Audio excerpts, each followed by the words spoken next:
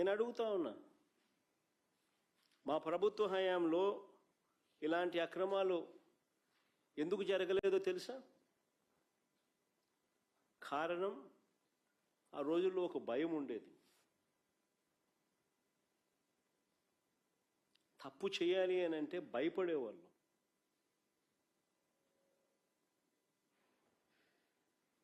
ఈరోజు దగ్గరుండి చంద్రబాబు నాయుడు గారి దగ్గరుండి స్కామ్లో భాగస్వామి అయి దీన్ని ప్రోత్సహిస్తూ ఉన్నాడు.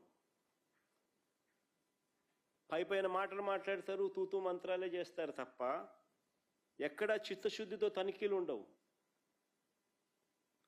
ఎక్కడా చిత్తశుద్ధితో ఎవరిని కూడా ఎవరి మీద చర్యలు ఉండవు.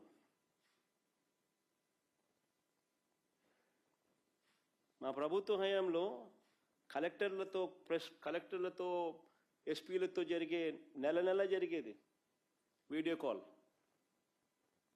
ఎస్పీలకు కలెక్టర్లకు మ్యాండేట్ ఇచ్చేవాళ్ళం.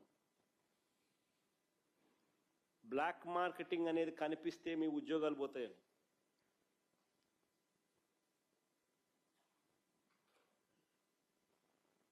ఈరోజు ఏం జరుగుతా ఉంది?